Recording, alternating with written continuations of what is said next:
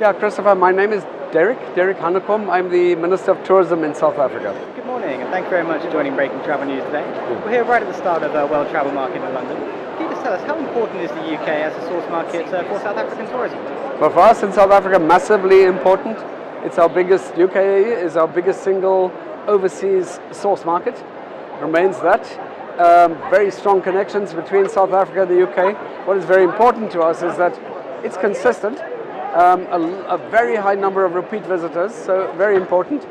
2016, we had almost 10% growth on the year before, and that was our record year. We had 448,000 people come to South Africa from the UK.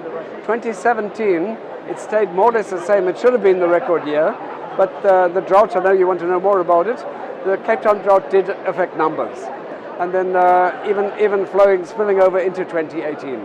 But we are very, very confident that the numbers will get back to where they were and beyond.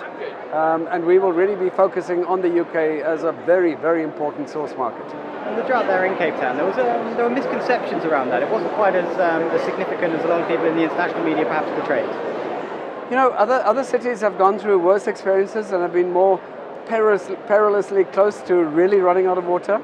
We did the right thing in Cape Town, or Cape Townians and the provincial government did the right thing and say we are not going to run out of water. But the way we don't run out of water is more responsible action, reducing demand for water.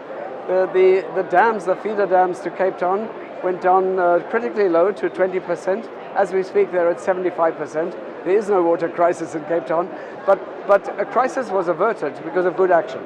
Messaging, possibly in hindsight, although it was kind of scare tactics, shock messaging, good responses from the public, including the tourism sector.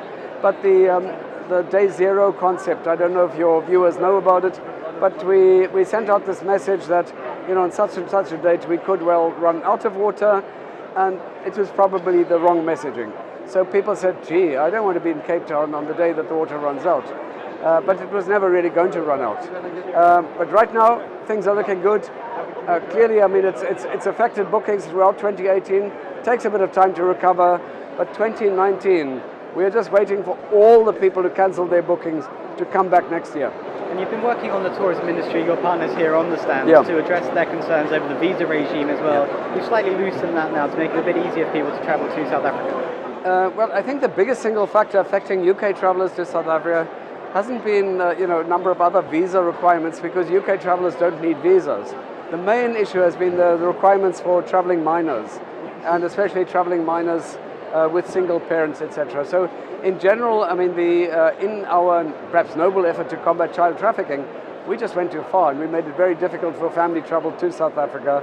A lot of sort of heartache, if you like, and that came out, that started in 2015. So we have very good news for travellers in the UK, especially family travel. It's pretty much, we've made all the decisions and making all the rectifications to make it quite easy for family and even single parents or guardians, adults, to travel with parents. Interestingly, bringing it very much in line with precisely what the UK does. And that'll kick in this month, actually. Those are very interesting points, Minister, and I appreciate you taking the time to speak to us here at World Travel Market. Thanks so much, Christopher. Thank you.